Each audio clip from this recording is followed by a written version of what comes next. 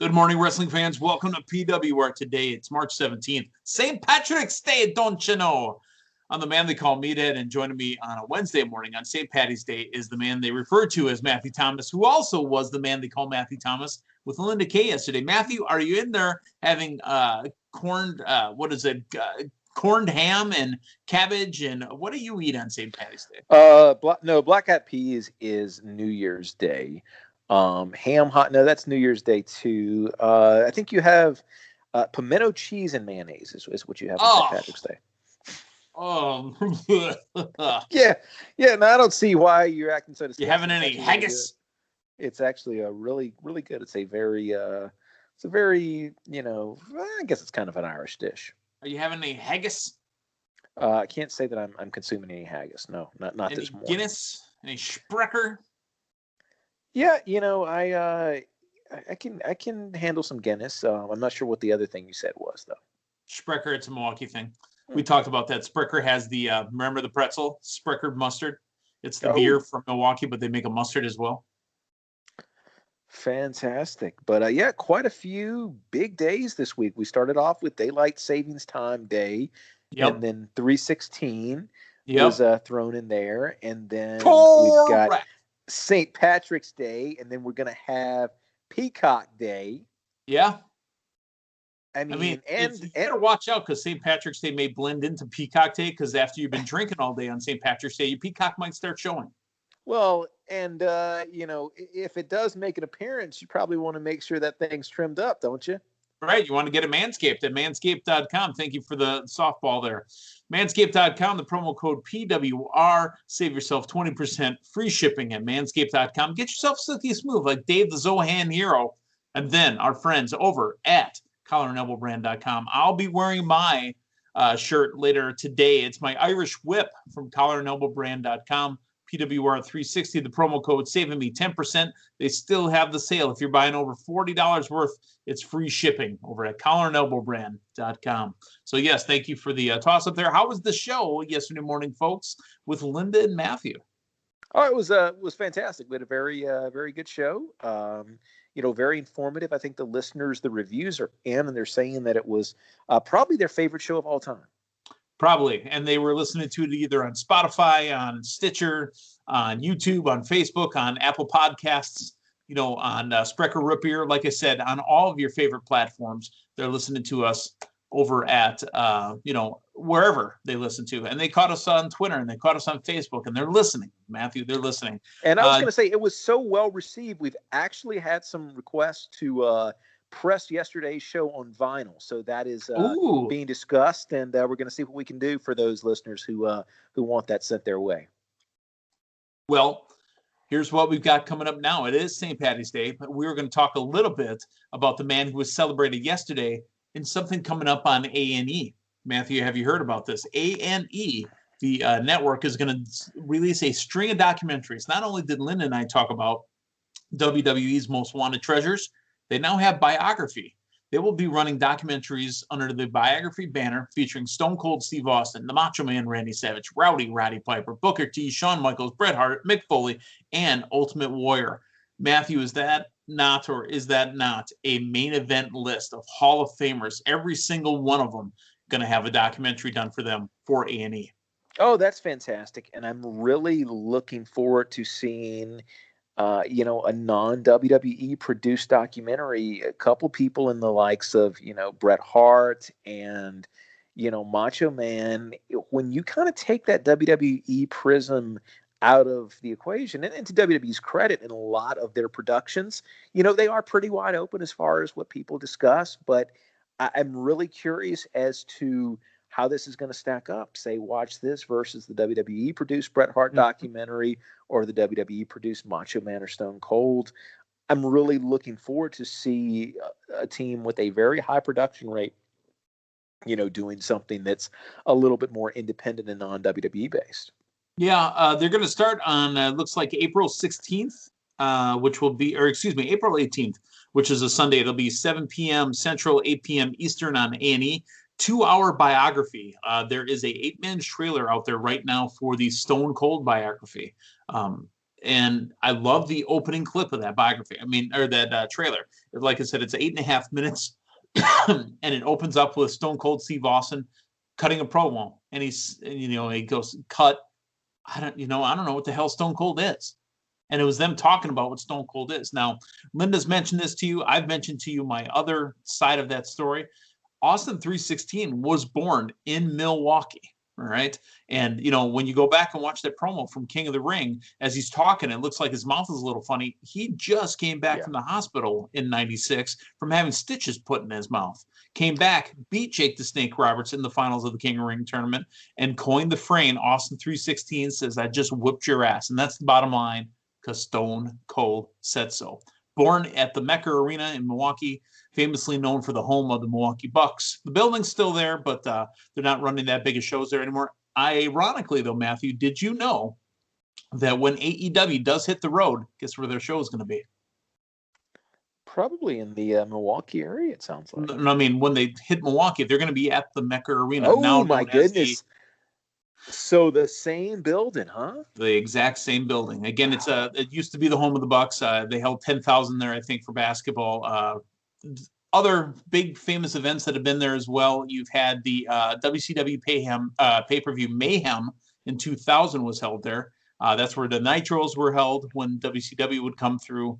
And, we had Milwaukee Admirals and Milwaukee Wave, the indoor hockey and soccer teams play there as well. So I forget the name of it. I think it's the Badger or the Panther Arena or something like that. UW Panther Arena, the University of Wisconsin-Milwaukee college basketball team plays there. Building's still there. Can't wait for AEW to show up. But, we digress. We're talking about Austin and where 316 was born in that very building. So excited to see these biographies. And, again, with the big week that we have, Peacock Day is just coming up tomorrow. The WWE Network content will be loaded into the Peacock. Or will the Peacock load itself into WWE? I know what I did there. That remains to be seen. And just to kind of conclude the whole A&E talk, that's got to be getting pretty close to the premiere of Dark Side of the Ring, too. I don't know if you've heard a date on that, but I know they're coming back for that third season. And I was thinking it was in the springtime, if not summer, but that's got to be right around the bend as well. Yeah, and that wasn't A&E. I believe that was that's Vice. Vice, yeah. But documentary style is what you're getting at. Yeah, and just so cool to see, all of this wrestling programming on all these major networks. Yeah, happy to see. Wrestling is it's not your parents' wrestling anymore. It's not the wrestling we grew up with. Wrestling is a little different nowadays. Wrestling is very, very mainstream. Okay. Let's talk Impact from last night on Access TV. Really, the big story here, Don Callis face-to-face with Rich Swann. And there is going to be a Kenny Omega, Rich Swann. I don't know if they're doing a title unification match or is it title versus title match. But Callis in the face of Rich Swann. Yeah, sounds like it's title versus title. And that's April 24th, I want to say. The next Impact actual Impact Plus pay-per-view. So they're really going strong. I mean, I think this is going to get a lot of eyes because this is history. And I don't see, could be surprised, but I don't see Rich Swann taking an AEW from Kenny Omega. I think this is going to further that Kenny Omega brand, and he might very well be leaving that pay-per-view as the Impact World Champion, which opens up a lot of other things for discussion. Well, it opens up forbidden doors is what it does. Well, I think that door has been wide open for a while. Right, Tony's just letting everybody in. Yeah, you don't have to have an invitation, or I don't even think you have to knock anymore. Let's stop. Let's talk about what's coming up on AEW Dynamite tonight. There's a pretty big main event here. It's going to be Moxley and Kingston, now buddies, taking on a couple buddies, otherwise known as the Bueno Hermanos, the Good Brothers with Don Callis. John Moxley and Eddie Kingston versus the Good Brothers on St. Patrick's Day Slam. That's one of the big matches there. Also, to open up the show, it has been said that it'll be Cody Rhodes against, and again, I always get his name wrong, but I'll get there in a second if you bear with me. I've been practicing it. I want to see if I got my pronunciation right. Pento El Zero Miedo. I think you nailed it. Yeah, heck of a way to open up a show. I think this is going to be a really good match.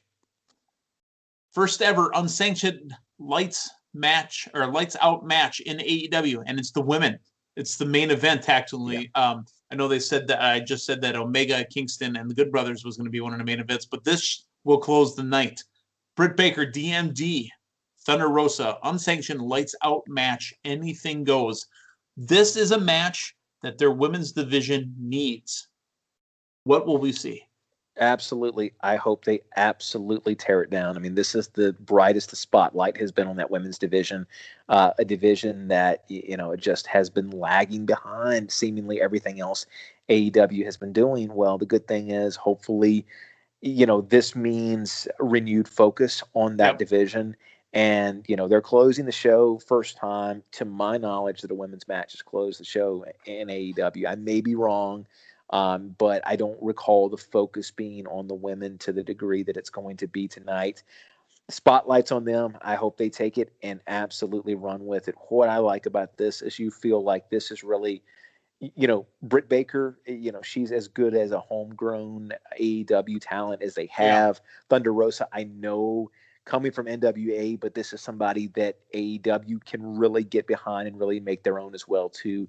I think she comes in with a name and a reputation.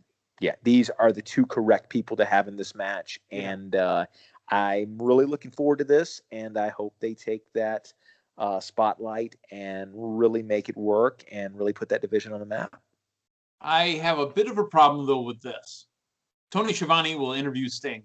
How many weeks in a row do we have to have this? And Sting's name in the promo shot is bigger than the TNT champion, Darby Allin's. Tony Schiavone interviews Sting and TNT champion Darby Allin. How much? How much more do we have to do? As much as I enjoy seeing Sting, I don't think Sting needs to be an every week guy. And he's got that impact. He can miss a few weeks. And I just kind of like WWE when, Lesnar was on top. It wasn't somebody that you needed every week. And when he returned, it was a big deal. And especially with Sting, my concern is with him not being an active competitor for all intents and purposes. I know he had the cinematic match, but as of yet, Sting has actually not competed in an AEW ring outside of that cinematic world. I think having him on there every week, you're kind of reminding people of that too. And, as much as I enjoy the Schiavone Sting dynamic, it's a well they're going to almost weekly now. The old adage of special effect no longer becomes a special effect when it's used too often. My concern is you're going to have that here with Sting if you go to him every single week. Hey, Matthew, you know how much that you don't like to see it? Well, I'm glad we're finally getting it. Hey, look, AEW Dynamite's got a 10-man tag match. It's about time. It's about time. Here's the match. We have some new people in it now and a little bit different mix.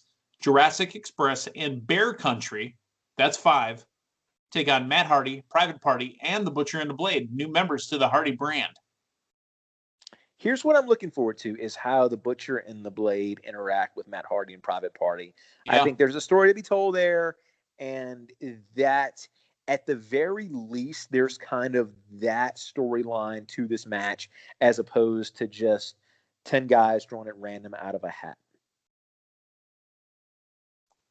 We will also have Christian Cage. We're supposed to hear from Christian Cage, even though we were supposed to hear from him last week. Do we get another Jericho moment? Remember when Jericho came back that one time and he didn't say anything? That was my exact thought after last Wednesday. Pay-per-view, it was kind of short and to the point, but when we have him, last Wednesday show and he doesn't say anything. Yep. All he needs is a sparkly jacket. And there was a lot going on at that time. If you remember, that was the Jericho return. That was either the same night or the Raw before we got, oh my goodness, Brodus Clay. When we got better call my mama. Mm-hmm. Man, there was a lot going on there late 2011, early 2012 because you had those cryptic Jericho promos. You had. Oh no, you're crossing 2 up. You're crossing 2 Jericho returns up. The cryptic Jericho promos. He talked when he returned because it was Randy Orton and it was going to be the guy that was running the Olympic torch. You're crossing that one up with the next one after that. Am I? Yeah, because when he came back the next time through, after he did the the code guy, the code breaker. When he came back that time, he returned and he just smiled, walked around, and left. And he did that for a few weeks. But didn't that one have the build up? Because the 07 no, that one was a surprise. Yeah, the 07 return. Go back and we'll have to go back to the records because I think the 2012 return actually had those promos with that little boy in the school and like kicking the ball. You remember that? Oh, I thought you were talking about the code. 07 was the code. No. Code was mid like 07 or something. You had the whole code thing. But this was actually, and that was more mysterious. This was some straight up creepy, eerie stuff. You had like the little boy and the little girl, and it was some strange stuff, which in the end, the code at least, had some Jericho clues in it. This thing was just completely out of left field, just really, really eerie stuff. I think that was the 2011, teasers into the 2012 return. Okay. All right. I assumed you were talking about the code from 07, 08. So. Well, you know what happens when you assume, Meathead. Ask you me. Open forbidden door. We're also getting Jade Cargill tonight in AEW. What are we getting from her? I don't know, but I think she's a star. And she looks like a star. I don't know how much of a star she is, but she looks like a star. And the thing of it is, like, watching the match a few weeks ago, anything in ring, anything move-wise, psychology-wise, just her presentation, just the way she plays to the crowd that was there, I think there's really, really something there. So I think I think the next step in the women's division, I think you need to put her on TV every week. There you go. Let's talk NXT. The big finish last week was Balor sitting there, standing in the ring, watching Cole get beat down by Kyle O'Reilly. And there's Karrion Kross right behind Balor. What took you so long? Again, I'm still just blown away. The delivery by all those participants right there. What took you so long? And Karrion Kross just standing right behind them. I thought it was fantastic because Karrion Kross doesn't need to be a sneak attack type guy. He wants to bulldoze you from the front. Yeah. So we'll get more from that. We're also going to get obviously more from the Adam Cole, Kyle O'Reilly, Undisputed Era stuff. Here's a match that's been announced that I'm actually looking forward to. The Tortured Artist taking on All Day. It's Dexter Loomis and Austin Theory. When I saw the promo for the Stone Cold Steve Austin documentary on A&E, they were talking about just the Stone Cold look, and I see it in Dexter Loomis over and over. I mean, granted, Dexter Loomis has a big bushy mustache and a 21st century haircut with the tattoos, but I really think Dexter Loomis can be a star. I don't know where the holdup is, if he wants to work here, if they're still building him, slow burn. I don't know, but I find Dexter Loomis to be a main event level star to me. He makes you feel a certain way, doesn't he? Uncomfortable. Yeah. And that's the thing. Like, there's nothing about him that says generic create a wrestler from a video game. There's shenanigans that could be had if you added somebody doing the comedy around him. There really is. Yeah. And what I think says a lot to the particular brand that he brings. This character that was Sam Shaw, that is Dexter Loomis, has pretty much stayed the same from Impact. They turned the creep up to NXT. And from what you've seen with the WWE, outside of a few exceptions, especially something like that, you would think that they would want to tweak it, that they would want to put their thumbprint on it. Mm-hmm. They've run with this, so there must be that he does this creepy deal. I mean, the American Psycho look. Yeah, he takes it, kind of across companies there. So the Dexter from Showtime look. Yeah, you're exactly right. So they've intrigued me, and I think you're right. I think a lot of it is who he works with, and this interaction that he's done with the way, and especially with this story they're telling with Austin Theory. Right. I like it. I'm invested. It's funny, but at the same time, I'm intrigued by this match. and it's not something I'm tuning into just for comedy purposes. I want to see what they do with it, and I want to see how they elevate both of these two talents within the context of this story. I mean, because look what they did with Cameron Grimes. Cameron Grimes was bouncing around going, to the moon! I'm afraid of you, Dexter Loomis, and all those zombies. You can do comedy around him. Let him continue to be be himself. But yeah, speaking of, you can do comedy around him, but maybe, you need a little bit more to it. To be honest, Karrion Kross, there's no comedy there. Karrion Kross is not a funny guy. I don't think that his deal with Finn Balor is going to be funny at all. I think it's going to be brutal and it's going to be physical. And, I think the writing's on the wall for Finn Balor there. I do want to talk about one other match that I think we might be getting tonight, but I'm not 100% sure. Should be the Colossus taking on the debuting LA Knight. Yeah, you big dummy. What I'm hearing for this rundown of the show, it's loaded with star talent. And it's not a lot of the NXT shows where you'll get and you're intrigued by the matches and it's going to be some good wrestling. What the rundown has given me so far are people that I want to tune in to see, because of the wrestling, but because of the star power. And that's not something that I feel like you've always gotten with NXT. Oh, no. So I think not that during the tournament days at all. Yeah. No. I mean, you listed Cameron Grimes, LA Knight, Dexter Loomis, Karrion Kross, Finn Balor. I mean, there is star power on this card. Yeah. Bronson Reed, I believe, even though it wasn't actually announced, LA Knight said he was going to have his match. I'm ready to, go next week. And then, Bronson Reed came after him. I assume it's going to be Bronson Reed and LA Knight, because that's not just a spoiler. That's a fact of life. Yes, it is. And remember, we got 2 nights of a takeover to get ready for. Right. Here's the thing, though. Those 2 nights, again, when it comes to PWR draft points, night 1 on USA the week before, or a few days before WrestleMania, night 2 exclusively on the Peacock Network, which debuts again tomorrow. I don't know if it's debuting at midnight. I don't know if it's debuting at 7 a.m. Let's talk real quick. I know we just ran through NXT. We got a couple minutes here. Matthew Thomas, you and Linda did mention it, and I know you probably had to go back because I heard you say on the show that you didn't catch it. WrestleMania tickets not on sale.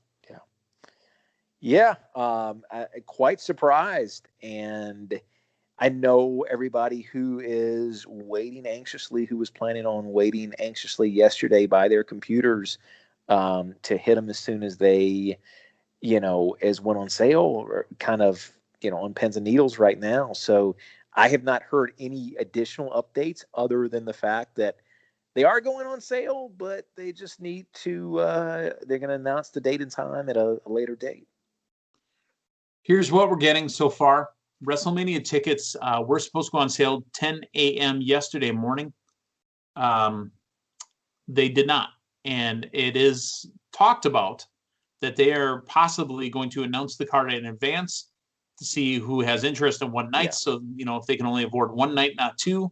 Yeah. Or are they going to try to fill the building? Are they going to try to go over the 45,000?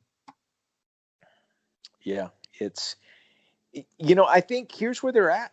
I mean, I think that they are trying to, I think at the very least, WWE is big on first and they're big on biggest. And I think they're probably trying to, at the very least, put the biggest crowd in that building, during the COVID era. However, something else you got to take into account that, you didn't 30 years ago is they're a publicly traded company now. And It's just one of those things where public image. Yeah. Public image. And it's that thin line between love and hate. And, what is perceived as big for business versus, I think that if they said, screw it, we're going to put 100,000 people in this building, I don't think that would go over very well. And that would have to be some They would have the PR room to do it because the governor of Florida did open up the state of Florida to business last fall. It says that it is the individual's decision to do that. However, with no international traveling, technically, can they get 100,000 from the country stateside to go to Florida? And that's the thing, WWE doesn't say you do that and say you roll those dice and you can't sell the building. I think that it's just biting off way, way too much at that point. So I think that's the delay. I think that, yeah, you made a very, very valid point, is if there's a really match you really want to see, say if you really want to see Lashley McIntyre, or you want to see, which was announced now, making that right. Sheamus, McIntyre match this coming Sunday kind of pointless. Yeah, unless Sheamus beats McIntyre, and then we have another little mix up of, we have something else to get us, storyline wise from there till Mania, or say you want to see Roman and Edge. Sheamus is way too far involved in this storyline now and way too close to WrestleMania, because if he falls off, which he should, it should be McIntyre and Lashley. Right. What does that leave Sheamus for WrestleMania? Yeah. He's hanging around, man. Like, and that's the odd thing, is that, yeah, they announce it, and again, what are you going to see in the match? No, I mean, I think the match, without any stakes at all, is going to be super entertaining. McIntyre and Sheamus have put together possibly the two best matches of 2021 in the last several weeks on Raw. So with no freaking stakes at all, man, this is going to be a great, great match. I think the thing of it is, with all of this, I think what's happened over the last handful of weeks is a couple of things. You've gotten people really excited to see a dominant Bobby Lashley as champion that don't necessarily want to see him relinquish the belt after a 5-week title run. And you've had people that have, and a new promo package to, Titantron at the beginning. Yeah, man. He's got lightning now. That's big. That's a big freaking deal. And I think that as a hot commodity as the Hurt Business has been, it's been him and MVP. It hasn't been him and Cedric and they and just Shelton, took the belts off, and they just dropped the belts, which you can read that several ways. I tend to read it as they really want MVP's focus to be a Paul Heyman like role for this Lesnar like champion at this point. And there was talk that Bobby has always wanted Lesnar. And I mean, we joked, if you go back in the, in the history of PWR, the running joke was that I almost said the name because I think it's offensive now, but we used to call him Black Lesnar, Bobby Lashley, because he had the collegiate background. He had the build. He had the, MMA style. He literally was following the same path. Yeah. I think the money match now, and it's not going to happen at this WrestleMania, is Lesnar Lashley. 100%. And he's made it known that he wants that match. And I think that people are clamoring for it. And don't even put it on SummerSlam. Don't put it on Rumble. Don't put it on Survivor Series. That is a WrestleMania main event. To put 100,000 people in Dallas. And, I know they've been tossing around Rock and Roman at some point, which is that's a SummerSlam match. I'm okay with that. But my goodness, Brock and Lashley, I think, is huge now, because you can use a lot of that rub that Brock got from this Undertaker streak to transfer to to Lashley. And if you look at the Brock booking around that point, he came back in 2012 Extreme Rules going up against John Cena. The guy wasn't but the guy, I think Cena actually won the match, right? Yeah.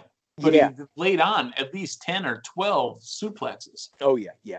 So it really wasn't until they flipped that switch with Brock beating Taker, because if you go back and look at that, like, Brock had his Cena feud, he had a Triple H feud, I believe. He had a CM Punk feud. He injured Triple H, actually. Remember, put him in a cast.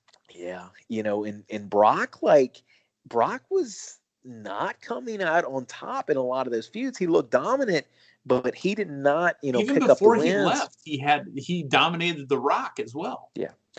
Well, and it really wasn't until after you had that win over Taker where you just started having Brock booked like this monster. And that's what a lot of the Lashley booking reminds me of. You really haven't had anybody this protected with the booking, or anybody made to look this dominant. I saw a stat today, and it sounds correct. I haven't put the fact checkers on it because we don't have any interns anymore. Because our senior intern is now a fanny pack kid. Yeah, he's out doing something else now. But I think that prior to Lashley's win over The Miz, the last time a WWE championship changed hands via a submission, if I'm not mistaken, the last time there was a title change via submission was Daniel Bryan at WrestleMania 30. Possibly, yeah, and that was Triple H tapping out, I believe. Yeah. Well, hey, that's Wednesday morning. We've got big wrestling coming up tonight. We'll talk to you again tomorrow morning as well, and we'll talk to you Friday morning. But we got a big week. It's Peacock Day tomorrow. So for Matthew Thomas, I'm the man they call Meathead. Hey, thanks for stopping by. So long, everyone.